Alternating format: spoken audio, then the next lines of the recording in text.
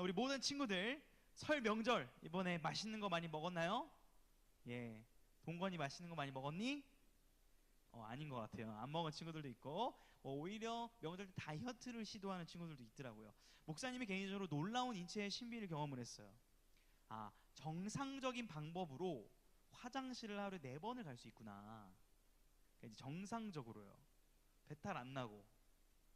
너무 저를 이렇게 좀 덜티하게만 보지 마시고 많이 먹다 보면 그렇게 되더라고요. 저도 놀랐습니다. 그래서 한 이틀 정도는 4번씩 화장실 들어가는 저를 보면서 사람이 먹기만 하면 이렇게 될 수 있구나라는 거를 우리 다시 한번 저의 대장의 기능을 원활하구나라는 걸 확인할 수 있었는데요.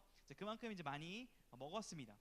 저도 전주회를 다녀왔는데 목사님이 차가 이제 모닝인데 새 타이어로 4짝을 다 갈았어요. 4개를. 그래서 이제 멀리 눈길을 운전하려고 갈았는데 잘 내려갔습니다. 그리고 올라오는데 이제 휴게소에 딱 들려보니까 바퀴 뒷바퀴 바람에 확 빠져 있는 거예요. 출발 10분 만에. 그래서 야, 이거 뭐냐, 분명 나는 살면서 처음으로 타이어 4짝을 내 돈으로 사봤는데 이게 무슨 일이냐, 며칠 만에 속상해가지고 봤더니 못이 이렇게 박혀 있어가지고 바람에 빠져 있던 거죠. 그래서 감사했던 것은 바로 그걸 보험 처리를 해가지고 바람을 넣어서 안전하게 지금 제가 이렇게 있는 것이 사고가 나지 않고 무사하게 잘 올라올 수 있었습니다. 올라오다 보니까 뉴스가 나오더라고요. 경부고속도로에 막 14중 추돌, 뭐 10몇 중 추돌의 그 현장이 제 눈앞에 벌어졌어요. 제 눈앞에 버스, 건너편에 버스가 양쪽에 다 사고가 나가지고 길이 너무 막혀서 6, 7, 8시간 정도 걸려서 올라왔는데 이번 명절에 정말 안전하게 이렇게 올라올 수 있는 것만 해도 너무 감사한 그런 설 명절을 보냈습니다. 자, 설 명절 얘기를 하고 있는데 이렇게 질문을 한번 드려볼게요. 여러분, 이번 설 명절 주간 동안 우리가 저번 주 설교 말씀이 놀랍게도 예수님을 생각하자 뭐 이런 거였는데 예수님 생각 얼마나 하셨어요? 혹시 한번 속으로 대답해 보세요. 저에게도 하는 질문입니다. 이번 한 주 예수님의 생각을 얼마나 했는가? 예, 다 다를 겁니다. 간혹 친구들 중에 저한테 이런 걸 물어본 친구가 있어요. 목사님은 평일에 뭐 하세요? 이렇게 물어보더라고요. 목사님은 평일에 뭐 할까? 자, 윤재야. 게임. 일단 말해보세요. 제가 답을 할 테니까. 또 목사님은 평일에 뭐 할까요, 주로? 목사님 주일에 목사님인데 평일에 뭐 하세요? 이렇게 물어본 친구들이 있거든요. 승규야, 목사님 평일에 뭐 할까? 새벽 예배 가고. 새벽 예배 가고 게임하고, 그 다음에 설교 준비하고, 또 우리 2학년 친구 한번 물어봐야겠어요. 우리 희주야. 목사님 평일에 뭐 할 것 같아요? 잘 모르겠죠? 그래요. 그게 정상입니다. 뭐 굳이 알 필요는 뭐라고요? 굳이 알 필요는 없는데 집안일 누구야, 누가 그랬어요? 성리쌤이 좋습니다. 그래요. 뭐 TMI죠. TMI인데 제가 뭐 일부러 말하는 거 아니고 물어본 친구가 있어요. 목사님 평일에 뭐 하세요? 그리고 이번 설 명절에도 밤 11시에 전화 온 친구가 있습니다. 목사님 볼링 치고 싶어요. 뭐 이렇게 밤 11시에 명절 기간에 제가 전주야 목사님 이렇게 답을 이제 카톡으로 보냈는데 아무튼 관심을 가져주셔서 저는 감사합니다. 지금 왜 이 말씀을 드리냐면 저는 그렇게 밤 11시에 딱 전화 친구 보고 제가 뭐라고 했을까요? 왜 이 밤 11시에 전화를 이 버르장머리 없고 철없는 친구가 이렇게 하지 않았고 나를 이렇게 찾아주는 게 고맙다, 이런 사랑스러운 마음이 들었습니다. 오늘 본문을 보게 되면 여러분들 12절 오늘 성경책을 펴놓으세요. 핸드폰 어플도. 오늘 처음 시작에 뭐라고 말씀을 하냐면 그러므로 나의 사랑하는 자들아 이렇게 시작을 합니다. 나의 사랑하는 자들아. 지금 사도 바울이 복음을 전하고 예수 그리스도를 전했던 이 성도들을 정말 사랑하는 마음으로 이 말씀을 전하고 있음을 알 수가 있습니다. 자, 12절을 눈으로 보시면 사랑하는 주의 성도들이 지금 나 있을 때뿐 아니라 없을 때에도 더욱 잘하기를 원하고 있습니다. 자, 무슨 말이냐면 지금 사도 바울은 우리가 빌립보서를 오래 살펴봤지만 어디에 있는 상태이죠? 옥에 갇혀 있는 상태입니다. 그래서 이렇게 예배를 드리고 싶은데 같이 제가 만약에 감옥에 지금 갇혀 있다면 예배를 같이 드릴 수 없겠죠. 지금 감옥에 안 갇혔으니까 이렇게 왔죠. 사고도 안 났고 안전하게 왔는데 만약에 입원을 했거나 감옥에 갇혀 있다면 여러분들 만날 수 없겠죠. 그럼 여러분 그리워하는 마음으로 아마 기도하고 편지도 쓸 것입니다. 그런데 지금 사도 바울은 만나고 싶은데 만날 수 없는 상황 가운데서 내가 너희를 만나지 못할 그때에도 너희가 이렇게 잘 해주기를 바란다라는 마음을 담아서 사랑하는 자들에게 편지를 쓰고 있습니다. 자, 우리 옆 친구에게 이런 마음을 담아서 이렇게 한번 요약해서 추천과 축복을 하겠습니다. 하나님의 자녀답게 삽시다. 이렇게 인사하겠습니다. 예, 그런 마음으로 지금 편지를 쓰고 있는 거예요. 목사님도 아까 누가 얘기했는데 게임도 하고 뭐 새벽 예배도 다 맞습니다. 게임을 하지는 않아요. 요즘에는 새벽 예배도 준비하고 또 행정적인 일도 하고 또 이렇게 설교 준비도 하고 새벽 기도도 가고 뭐 금요 기도회도 가고 또 친구들을 만나기도 하고 또 선생님들과 회의를 하기도 하고 다양한 그런 일을 평일에 하고 있습니다. 안 궁금하겠지만 말이죠. 여러 가지 일을 바쁘게 하고 있어요. 나름대로. 그런데요, 그 중에서도 제가 가장 중요하게 생각하는 사역 중 하나는 무엇이냐면 여러분들의 얼굴을 안 보고 있을 때, 제가 아까 1학년 친구들의 얼굴을 왜 확인했냐면 이름은 제가 이제 적어놓고 기도를 해요. 근데 이제 그 이름과 얼굴이 아직 온전히 이제 매치가 안 돼서 확인하기 위해서 물어본 것도 있는데요. 여러분들의 이름을 부르면서 새벽이나 밤에 기도를 하고 있습니다. 왜 기도를 할까요? 여러분들이 교회에서 이렇게 만났을 때뿐만 아니라 여러분들이 일상생활 속에서도 정말 주님과 동행하면서 거기서 정말 믿음으로 잘 살기를 바라는 마음으로 기도의 마음을 쏟고 있습니다. 그것을 주된 사역으로 삼기 위해 노력을 하고 있습니다. 그 마음이 오늘 말씀에도 담겨 있는 거예요. 보고 있지 못하는 그 순간에도 항상 주 앞에 살아가길 바라는 마음 말입니다. 그러면서 우리가 오늘 본문을 다시 한번 점검하면서 묵상하면서 점검해야 될 중요한 개념이 있는데요. 한번 따라하겠습니다. 구원. 자, 우리 옆 친구의 질문 한번 해보세요. 구원이 뭐야? 라고 하면 좀 대답을 해주시길 바라겠습니다. 구원이 뭐야? 예, 10원에서 1원 빼고 뭐 이런 아재 개그 하지 말고요. 예, 구원이 뭐야 도대체? 왜냐면 많이 듣거든요. 교회에서 구원 받아야 됩니다. 구원의 확신을 가지십시오. 많이 듣는데 잘 정리가 안 되는 경우가 많아요. 고등부 친구들이라고 할지라도. 그래서 한번 질문을 제가 하나 드려보도록 할게요. 자, 속으로 한번 대답해 보세요. 여러분은 구원을 받았습니까? 구원을 받아야 하나요? 자, CJ를 2개로 드렸죠. 자, 구원을 받았습니까? 구원을 받아야 하나요? 한번 속으로 생각해 보세요. 예, 한번 대답을 해보시길 바라겠습니다. 이 구원에 대해서 목사님이 설교를 안 한 적도 없고 여러분이 많이 교회를 다니면서 들었을 텐데 조금씩 헷갈리는 이유들이 있을 수 있어요. 자, 그러다 보니까 이단들이 주로 건드리고 파고드는 부분이 뭐냐면 이 구원에 대한 부분입니다. 목사님이 의도하지 않게 20대 초반에 찬양 집회를 제가 찬양팀을 꾸려서 도와주러 갔다가 이단 집회에 참석을 한 경험이 있습니다. 이단 집회에 이단인지 모르고 갔는데 어떤 식으로 이제 기존 성도들을 이제 빼내냐면 이렇게 질문을 해요. 이렇게 있죠. 그러면서 이제 선생님이 예를 들어 선생님들에게 자, 구원의 확신이 있습니까? 딱 물어봐요. 있으십니까? 만약에 이제 없다고 하거나 약간 이렇게 긁적긁적하고 있으면 딱 스캔을 해놓습니다. 그 친구를.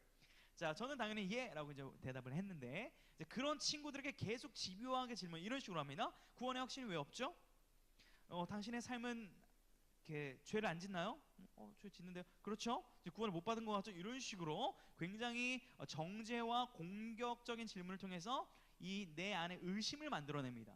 자, 그러면서 어떻게 딱 하냐면 그렇기 때문에 이 구원을 받기 위해 이제 우리가 성경 공부를 해야 되고 우리와 함께 해야 됩니다라는 식으로 이단들이 구원에 관한 걸 건드리기 때문에 여러분들이 이 구원에 대한 이해가 명확하지 않으면 그 누구나도 이단에 넘어갈 수 있다라는 위험성이 있다는 것을 우리가 경각심을 가져야 됩니다. 자, 이 부분을 오늘 좀 다뤄볼 텐데 12절을 보세요. 오늘 12절 후반부에 보게 되면 두렵고 떨림으로 너희 구원을 이루라 이렇게 말씀합니다. 두렵고 떨림으로 구원을 이루라. 자, 이 구절을 어떻게 이해를 하면 좋을까? 자, 보세요.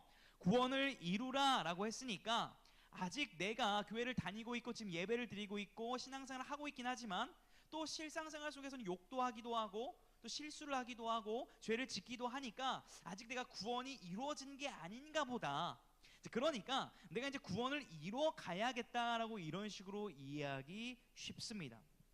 자, 여러분 다시 질문을 드려볼게요. 우리가 신앙생활을 하는 이유가 여러분 지금 예배를 드리고 있는 이유가 우리의 부족한 구원을 메꾸고 충전시키기 위해서 노력하는 과정 중에 있는 것입니까? 자, 잘 생각하셔야 돼요. 그것은 아니라는 거예요. 그러면 이게 지금 어떻게 이해를 해야 될까라는 고민과 이상하게 드는 이유가 무엇일까? 여러분 오늘 구절을 딱 이제 저장을 해놓고 이 외에 아주 유명한 구절 한 구절을 살펴보기를 원하는데요. 자, 핸드폰 어플이 있는 친구는 같이 찾아보고 우리 성경이 있는 친구는 같이 찾아보기를 원합니다. 에베소서 말씀, 에베소서 2장 8절을 한번 읽어보도록 할게요. 에베소서 2장 8절, 이것도 별표 3개 이상 다 중요한 말씀이지만 쳐놓고 우리가 기억해야 하는 말씀입니다. 자, 에베소 2장 8절 같이 읽어보도록 할게요. 시작. 너희는 그 은혜에 의하여 믿음으로 말미암아 구원을 받았으니 이것은 너희에게서 난 것이 아니요 하나님의 선물이라. 자, 말씀을 잘 보세요. 너희는 이미 구원을 받았으니예요, 아니면 받아야 한다예요? 구원을 받았으니 이것은 하나님의 은혜이다, 선물이다. 맞죠?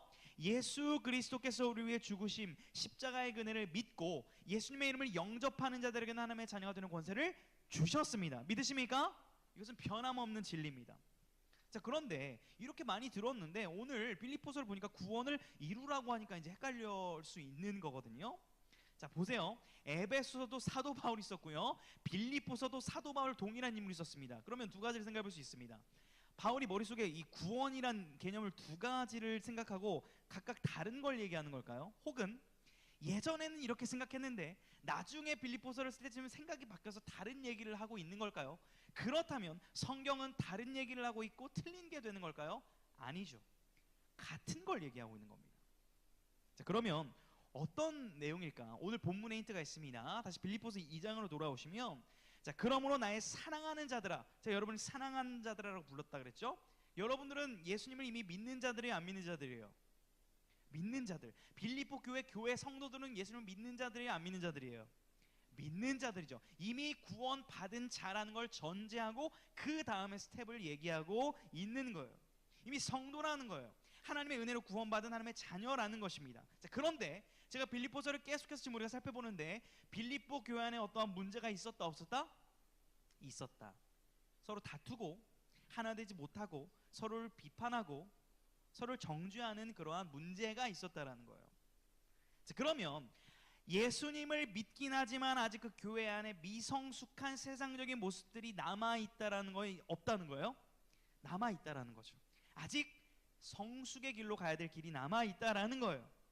그러므로 여기서 구원을 이루라라는 의미는 어떤 의미냐면, 너희들이 이미 교회가 되었고 하나님의 자녀가 되었고 예수님의 제자가 되었으니 이제는 제자답게, 교회답게, 하나님의 자녀답게 너희가 받은 그 구원의 아름다운 풍요로움을 더 성장시키고 증진시키고 이루어 가라라는 의미입니다. 이것을 조금 어려운 용어를 웬만하면 안 쓰려고 그러는데 써보도록 하겠습니다. 따라하겠습니다. 성화. 자, 옆 친구에게 이렇게 합시다. 성화합시다. 풀어보면 거룩해져가는 과정인데요, 거룩해진다면 뭔가 이렇게 범접할 수 없는 영역 같아서 여러분들이 좀 이런 단어를 잘 안 쓰고 싶은데 이런 겁니다.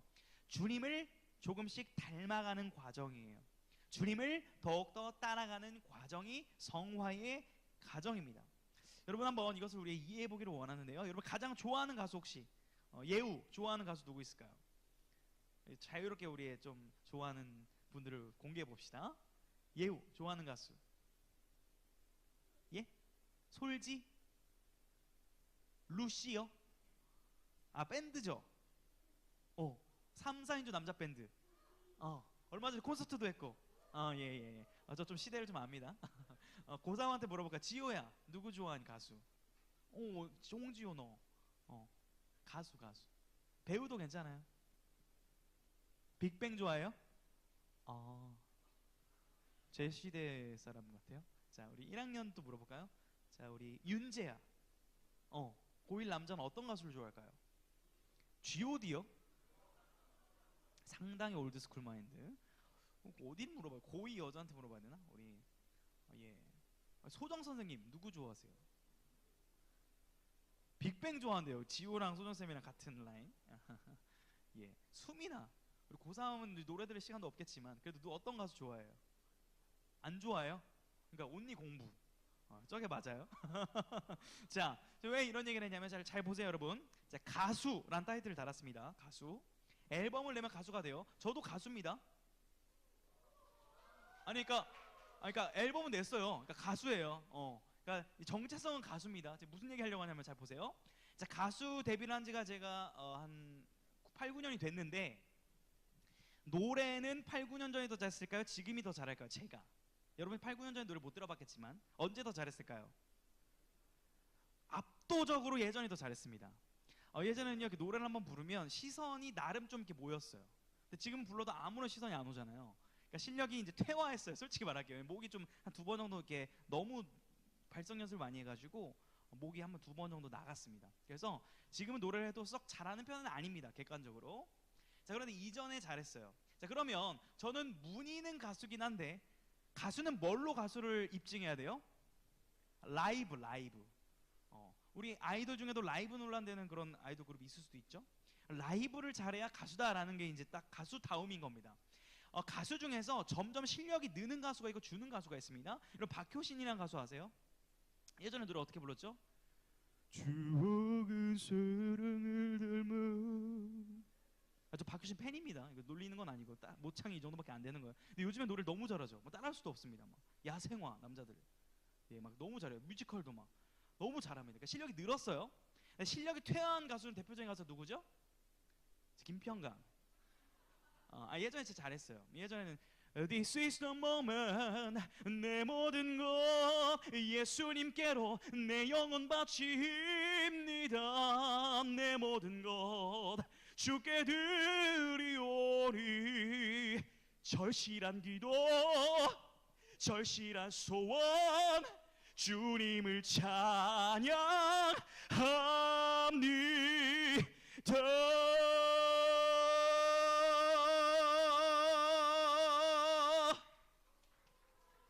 뭐 이런 뮤지컬을 멋있게 불렀어요. 예전에는. 지금은 좀 억지로 부르고 있지만 실력이 좀 퇴화한 게 사실입니다. 자, 그러면 무슨 얘기를 하고 있냐면 어디 가서 제가 가수라고 말하기가 부끄러워요, 자랑스러워요? 실력이 퇴화했으면 감추고 싶어요. 고마워요, 원준아. 자, 이거예요. 뭐냐면 우리는 이미 하나님의 자녀라는 구원의 정체도 받았어요. 자, 그런데 살다 보니까 우리 그로에 걸맞는 그 구원받은 자의 모습이 나타나더라 안 나타나더라? 잘 안 나타나더라. 그러니까 지금 뭐라고 하는 거예요? 구원을 이루어 가야 한다. 너희가 구원을 받은 자녀답게 그 실력을 더 증진시켜야 된다. 가수가 실력을 더 증진시켜야 되는 것처럼 하나님의 자녀다운 모습이 나타나기를 기도한다라는 마음으로써 구원을 이루어가라고 하는 거예요. 이해되세요? 정확하게 본문이 그것을 얘기하고 있습니다. 자, 그렇다면 구원을 이루어가는 방법에 대해서 본문에서 그 구체적인 적용까지 알려줘요. 자, 한번 저를 따라하겠습니다. 원망과 시비가 없이 하라. 오늘 본문에 나옵니다. 원망과 시비가 없이 하래요. 구원을 이뤄가는 모습이 뭐냐면 원망과 시비가 없이 하루하루를 살아간다는 거예요. 자, 물어보겠습니다. 여러분 오늘 아침에 오면서 원망과 시비가 없이 기쁜 마음으로 교회 온 사람 한번 손 들어보세요. 이런 거예요. 나 오늘 교회 가는 게 너무 좋아. 한번 손 들어보세요. 괜찮습니다. 저도 원망과 시비가 좀 있었어요. 오, 할렐루야. 저는 어떤 거냐면 조금 졸려 이런 마음이 있었거든요. 이런 마음 1도 없이 정말 오늘 교회 오는 게 기대가 되던 친구들 손 들어보세요. 너무 예뻐할게요. 뒤에 우리 주원이도. 근데 왜 늦게 왔어? 잘 왔어? 방금 왔네? 반가워요. 잘 왔어요. 여러분, 우리 마음 가운데 찬양팀을 섬기면서 또 교회를 오면서 여러분 신앙생활하면서 원망과 시비가 없다? 쉽지 않은 일이에요. 계속 좀 불평이 날 수 있고 조금 힘든 마음이 들 수 있습니다. 목사님 같은 경우도 목사이긴 하지만 교회에 오는 게 때론 힘들 때도 있을까요? 없을까요? 때론 있을 때가 있습니다. 뭐냐면 이번 설 명절 때 수목금 새벽 제가 담당해서 왔는데 수요일 나올 때 조금 솔직히 졸렸어요. 그래서 안 갈 수만 있다면 가야지 하고 왔거든요. 그러니까 제 마음 가운데 온전히 100% 순전한 기쁨으로만 온 건 아니라는 걸 솔직히 얘기하는 거예요. 무슨 말이에요? 우리가 여전히 이렇게 기쁨과 감사함으로 하기 전에 원망과 불평이 드는 존재이기 때문에 원망과 시비가 없이 하기 위해서 노력해야 될 필요성이 있다라는 것을 말하고 있는 것입니다. 여러분, 원망과 시비가 없이 하는 것, 그 다음에 또 본문이 소개하는 게 뭐냐면 한번 따라하겠습니다. 기뻐하고 기뻐하라. 자, 우리 옆 친구에게 이렇게 얘기합시다. 어려운 일이 있어도 기뻐합시다. 힘들어도 기뻐합시다. 뭐 이게 최면을 걸거나 여러분들에게 이상한 멘탈을 심어주는 것이 아니라 말씀에 나온 근거한 권면이에요. 17절 한번 눈으로 보십시오. 오늘 본문 17절. 만일 너희 믿음의 재물과 섬김 위에 내가 나를 전제로 드릴지라도 나는 기뻐하고 너희 무리와 함께 기뻐하리니. 자, 쉽게 얘기해 줄게요. 전제라는 것은 제사적인 용어입니다. 자신의 몸을 부어버리겠다는 거예요. 누구를 위해서? 여러분들이 믿음이 성장을 할 수 있다면 사도 바울이 자신의 생명을 그냥 제사처럼 바쳐버리겠다는 거예요. 근데 기쁘다는 거예요. 이런 겁니다. 제가 여러분을 위해서 정말 제 모든 생활비를 다 써서 밥 사주고, 제가 집안일을 안 하면서까지 여러분과 밥 먹고 놀고, 그렇게도 나는 정말 순종이 기쁘다라고 얘기를 한다면 저는 어떤 사람일까요? 바울과 같은 사람이면서 나쁜 남편이 될 수도 있죠. 집안일도 안 하고 돈도 다 써버리면. 자, 엄청 어려운 고백이에요. 정말 모든 것을 다 쏟아부은데도 기쁘다라는 고백이 어렵다고요. 자, 보세요. 구원을 이루어가는 방법 첫 번째 뭐였죠? 원망과 시비가 없이 하고 정말 기뻐하는 것. 근데 이게 어렵다 쉽다? 어렵다. 어려운데 하라고 시킬까요? 아니요. 오늘 본문에서는 이것을 할 수 있는 비결까지도 알려주십니다. 자, 우리 13절 말씀을 같이 한번 읽어보도록 하겠습니다. 2장 13절 시작. 너희 안에서 행하시는 이는 하나님이시니 자기의 기쁘신 뜻을 위하여 너희에게 소원을 두고 행하게 하시나니. 아멘. 여러분, 하나님은요 구원을 이뤄가라, 구원을 하는 건 내가 해줬어, 은혜로 해줬어. 근데 살아가는 건 네가 알아서 살아라고 하는 분이 아닙니다. 구원을 하셨다면 그 구원받은 자답게 구원을 이루어가는 삶의 과정도 도와주시고 이끌어 주신다는 거예요. 누가? 하나님께서. 여러분, 제가 아까 가수의 가수다움을 얘기했는데요, 가수가 실력이 발전하려면 누구에게 도움을 받아야 될까요? 우리 성진쌤 노래를 또 잘하시는데, 자, 가수가 더 노래를 잘하게 되려면 누구에게 도움을 받아야 될까요? 좋은 보컬 선생님을 만나야 됩니다. 최근에 제가 좋아하는 가수 중에 소양이라는 가수가 있어요. 소양.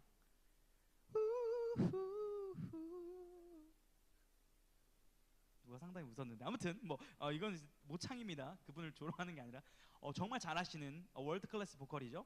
소양 씨를 좋아하는데, 소양 씨가 이제 누구와 공연을 하면서 그 가수가 같은 가수인데 소양이 노래하는 걸 옆에서 이렇게 지켜봤대요. 입 모양을 이렇게 지켜보고 막 분석하듯이 보면서 그 자리에서 배웠다는 거예요. 보는 것만으로도.